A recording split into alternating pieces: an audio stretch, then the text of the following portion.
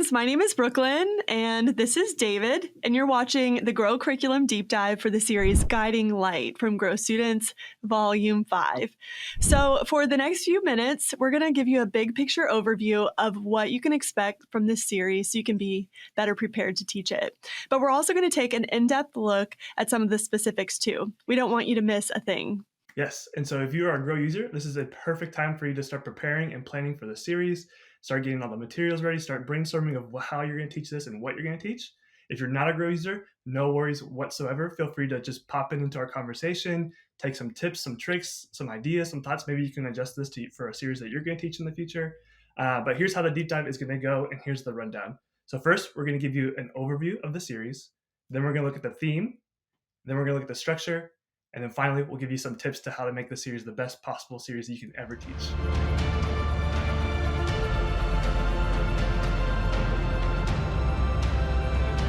So Guiding Light is written by our great friends, David John Perez and Victoria Sun Esparza. It's a 4-week series on wisdom with the focus on the Holy Spirit. Yes, and so here's how it's going to work. We're going to run down through each week and talk about just kind of the highlights and the Bible stories for each week. So here, let's go with week 1. So in week 1, we're going to be focusing on the interaction between Thomas and Jesus, specifically the conversation about when Jesus says that he's leaving soon and the disciples are kind of worried and scared and nervous about what Jesus is talking about. But then later on, Jesus says that he's going to be sending the Holy Spirit as an advocate, someone to help us on when we need help and someone to work for us on our behalf. And then we'll take this conversation, we'll also pair it with what Paul says about the Holy Spirit being with us and how the Holy Spirit leads us into the right directions. And so this will be a great reminder for students to help them when they feel lost, when they're wondering where God is, and then they'll be able to remember that God gave us the Holy Spirit, which is the big idea for week 1. In week 2, we turn our attention to when Jesus called the Holy Spirit the Spirit of Truth. Jesus said that the Holy Spirit would testify or tell the truth about who he is. This is where we get to teach students about how Jesus shared with his followers to tell the truth about who he was. And then we'll fast forward to the book of Acts and focus on that amazing moment of Pentecost when the Holy Spirit was revealed to the first followers of Jesus. And Peter was one of them. You see, Jesus was right there guiding Peter and everyone all along. So when we're faced with uncertainty about what's true, Jesus doesn't leave us to figure it all out by ourselves, which is why the big idea for week 2 is the Holy Spirit shows us truth. Yes, and then we're turning our attention to week 3. And so first we'll hear from the prophet Ezekiel when he says that God's Spirit will be within us when we help us follow God's law. And then we'll shift our attention to the New Testament and focus on Paul's words and how he constantly prayed for his followers that they would be filled with wisdom and understanding, but not just any wisdom and understanding, but this wisdom given to us by the Holy Spirit, by the Spirit of God. And so we're not sure what choice to make, what path to choose, or how to honor God. Jesus doesn't leave us to figure us alone. In fact, the Holy Spirit gives us wisdom, which is the big idea for week 3.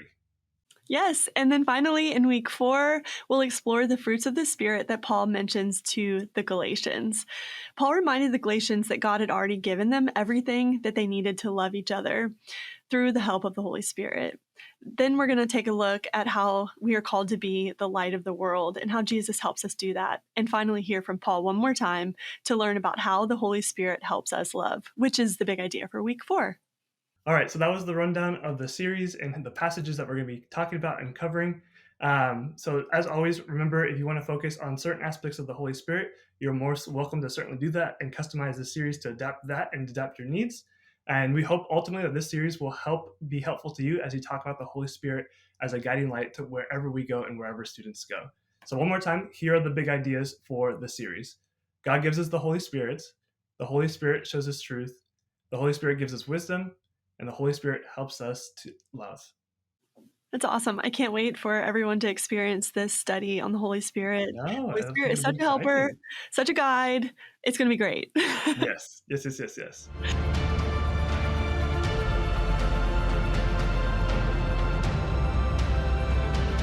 Okay, let's talk about the theme. In each series, we give you more than just teaching content. We want you to have lots of ways to make these ideas come to life in your ministry context. So we want these things to be things your students can connect with, things that you can do easily, things you can customize. So, David, tell us what it looks like for the series. Cool. So let's start off with the room design. And the room design, this is very neat. And I want to point you to our teaching guide where you're going to have all the instructions and all the details on how to do this room design, how to make it super great. But here's just some quick details and quick instructions on how to do this room design. First, you're going to figure out what to do with your backdrop. So either get a refrigerator cardboard box or some foam insulation boards, something that's just very easy to cut out. And then once you have your backdrop, then you'll just want to cut out a triangle on the backdrop to kind of match the light from the lighthouse in the series graphic. And so once you figure out how you put the series graphic, whether you print that or you paint that, you're going to take some yellow cellophane tape, you're going to put it in the back, and then you'll flip it over and you actually fill in some of the guiding light letters and also some of the details in the lighthouse. So that's kind of the basic premise of that. But like I said, look at your teaching guide for the details, for the links. We've got it all there for you, step-by-step instructions for you to easy to follow. Yes, and please don't be afraid of any of these instructions. I know for me, as soon as I start seeing supplies and instructions that are more detailed, I start to freak out. But I promise this is super easy to do, and everything that you need is all written out for you in the curriculum already. So just follow along. Maybe call a friend, call a Boy Scout, Girl Scout, somebody, get some help, phone a friend. But your backdrops are going to be amazing, and we can't wait to see what you do with them. Please tag us if you take photos or if you're having a fun time figuring it out. Tag us in that too, because we want to see the process. I'm curious though, David, how else does the theme show up in this series? What else you got? Yes, there are actually two more things that make the series just come alive, just more so than our backdrop and our teaching. But we also have given you guys games that match with the series. And so these games all have to do with like lights or being guided in the right direction. Again, it's in your teaching guide. You can click on the link and you'll follow the directions there. And then we also give you playlists as well. So we'll give you a worship playlist and a just for fun playlist. The worship songs all have to do about following the Holy Spirit, and the just for fun songs all have to do with kind of light and following the light and all that sort of stuff. And they can be used for intros or outros or however you want to use them, if you want to use them during you're playing your games. So these are just some of the few ways that this series can come alive with the theme just outside of the teaching content.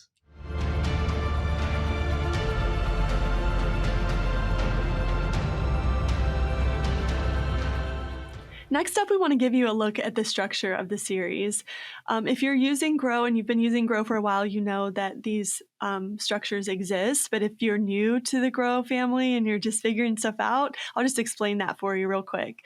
We basically divide the content up into 3 different sections: the what section, the so what section, and the now what section. This helps give students an ability to see the problem that everyone's facing, imagine what God might have to say about that problem, and then give them some sort of idea for the good news or the thing that they can do, the thing they can practice now that they've learned a little bit more about it. So for this particular series, there are going to be some unique ways that we do that. And David, I want to hear what you think. What are the cool things that are happening in Guiding Light that help students in these 3 ways? Yes, there are a couple of different ways that make this series very unique. I'm super pumped and excited to highlight these. The first one is the response in week 1.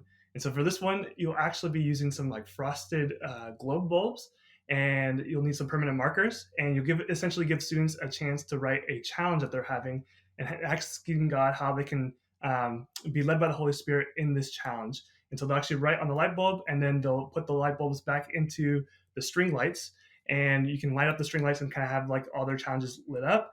And it's just a really cool collective way to see how people are, what they're going through.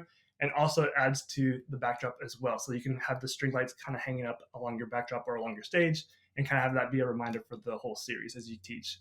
And then the second thing I want to highlight is there's music modules in each week. So like I said, we've given you playlists that are worship songs and just for fun songs, but our authors have specifically chosen a couple songs for each week that specifically align with that teaching for the week.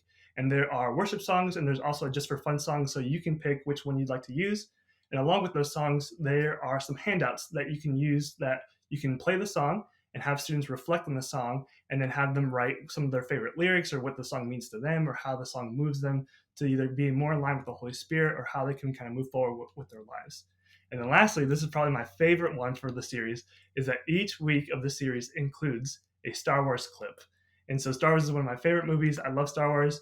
And we use these Star Wars clips to kind of use as illustrations to teach about the Holy Spirit and to kind of connect with students. But if you don't want to use Star Wars, no worries, you can find other things. But I think the Star Wars series will be really cool and will be really relatable for students, and that they'll be able to connect with the teaching series that much more by watching this video clips. Sweet. Love it. I know my own teenagers would love seeing Star Wars every week at youth group. So great. Awesome. Love it. Now that we've covered the overview, the theme, and the structure of the series, we've just got a few more miscellaneous items that we'd love to just share with you, tips that will help you with the series.